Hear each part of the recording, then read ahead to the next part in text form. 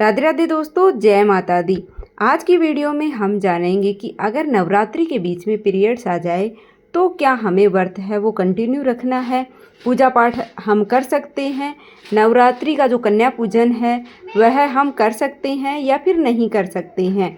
तो चलिए जानते हैं कि हमें क्या करना चाहिए।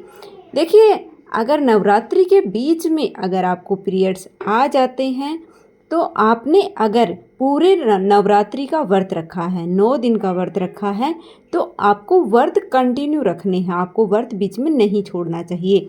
और अगर आप पहला और आखिरी व्रत रख रहे हैं या फिर पहले 2 व्रत रख रहे हैं या लास्ट के 2 व्रत रख रहे हैं, किस तरह से आपने नवरात्रि के व्रत का मतलब पालन किया है, नियमों का पालन किया है, उस तरह से आपको करना, पर व्रत आपको रखना है, आपको व्रत छोड़ना नहीं है बीच में। इस बात का आपको ध्यान रखना है। आप पूजा पाठ जो हैं वो घर के किसी भी सदस्य से करवा सकते हैं। आप अपने हस्बैंड से करवा सकते हैं, ननद, देवरानी, जेठानी, सास है, या फिर बच्चों से, किसी से भी आप पूजा पाठ करवा सकते हैं। देखिए, व्रत तो आपको कंटिन्यू रखना है, पर आपको ध्यान रखना है कि जितने दिन तक आपके पीरियड्स चलते हैं उतने दिन तक आपको पूजा नहीं करना है।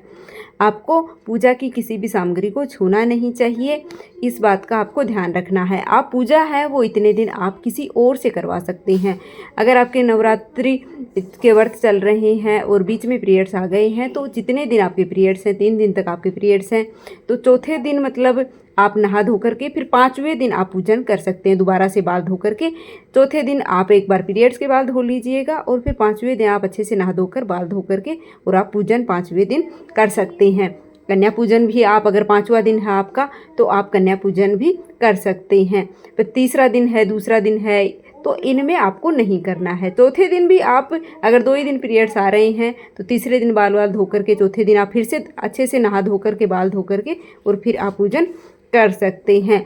अगर आप पहला और लास्ट का व्रत रख रहे हैं या फिर आप लास्ट के 2 व्रत रख रहे हैं, आपने पहले 2 व्रत रखे हैं, किस तरह से मतलब आपको व्रत रखना है वह आप मतलब अपने हिसाब से आप देख सकते हैं। आपको व्रत छोड़ने नहीं है, इस बात का आपको ध्यान रखना है। व्रत आपको कंटिन्यू रखने हैं। आप मतलब दुर्गा सप्तशती का पाठ करते हैं या दुर्गा चालीसा करते हैं तो उन जो बुक हैं, धार्मिक पुस्तक हैं, उनको भी आपको नहीं छूना है। आप मन के अंदर ही मतलब जो भी आपको पूजा आती है, आरती आती है, जो भी मंत्र आते हैं उनका आप मानसिक जप कर सकते हैं। पर जो भी धार्मिक पुस्तक हैं उनको भी आपको नहीं छूना चाहिए इस समय में, ना ही किसी पूजा सामग्री को छूना चाहिए। और जब आपके पीरियड समाप्त हो जाते हैं तो फिर आप कंटिन्यू पूजा पाठ है वो कर सकते हैं। वैसे तो महिलाओं को पीरियड्स का टाइम है वो आज के टाइम में पता होता है कि किस टाइम हमें पीरियड्स आए हुए हैं और कब आने वाले हैं। इन सब बातों का ध्यान है वो पहले से होता है। तो उस हिसाब से अगर घर में कोई भी पूजा पाठ नहीं करने वाला है तो आपको उस हिसाब से करना चाहिए व्रत, कि आप कर सकते हैं या नहीं कर सकते हैं, अखंड ज्योत जला सकते हैं, नहीं जला सकते हैं। घर में अगर कोई भी नहीं करने वाला है तो फिर आपको उन बातों को पहले से ध्यान में रख करके ही पूजा है वो करनी चाहिए। 2-4 दिन का तो सबको ही पता होता है कि आगे या पीछे भी हो जाता है पीरियड्स का टाइम, तो उस हिसाब से ही आपको मतलब नवरात्रि के व्रत रखने चाहिए और पूजा करनी चाहिए। अगर घर में कोई और करने वाला है तो फिर कोई दिक्कत नहीं है, आप उनसे करवा करके और आप खुद व्रत रख सकती हैं। कलश स्थापना वगैरह आपने अगर कर ली हैं, फिर आप कन्या पूजन के समय अगर आपका पीरियड्स आ जाते हैं तो आपको कन्या पूजन है वो नहीं करने हैं। जो भी भोग बनाया जाता है कन्या पूजन के लिए वो भी आपको नहीं बनाना चाहिए, नहीं कन्या पूजन करना चाहिए। आप घर के किसी सदस्य से, पति से, बच्चों से, उनसे करवा सकते हैं।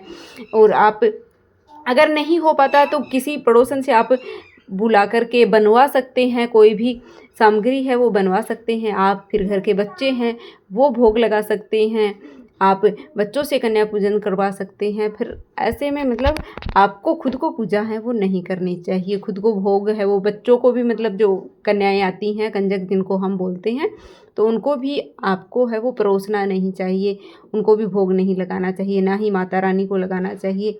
तो इन बातों को आपको ध्यान रखना चाहिए। तो साफ़ सफाई का, तो शुद्धिकरण का मतलब ध्यान रख के ही हमें पूजा है वो करनी चाहिए। देखिए, धार्मिक मान्यता तो यही है, बाकी आजकल लोग इन चीज़ों को नहीं मानते हैं, कोई कैसे मानते हैं, सब अपनी अपने हिसाब से सब चीज़ें देखते हैं। पर यही है कि जितने दिन आपके पीरियड्स चल रहे हैं, अगर 2 दिन है, 3 दिन है, तो फिर अगले दिन आप, अगर कोई भी नहीं है तो फिर अगले दिन आप अच्छे से बाल वाल धो करके और फिर पूजन आप कर सकते हैं। देखिए, अगर आप ज़्यादा भी कुछ नहीं मानते हैं तो पीरियड्स जब तक चल रहे हैं उसके 24 घंटे बाद में आप अच्छे से नहा धो कर के, बाल धो कर के और फिर आपको पूजा है या फिर कन्या पूजन है वो आप कर सकते हैं। तो यह थी आज की जानकारी। उम्मीद करती हूँ आपको पसंद आई होगी। अगर और कोई कन्फ्यूजन है या आपके यहाँ जैसी मान्यता है वह भी आप कमेंट करके ज़रूर बताइएगा। कमेंट बॉक्स में जय माता दी लिख दीजिएगा। मिलते हैं फिर से एक और नई वीडियो के साथ।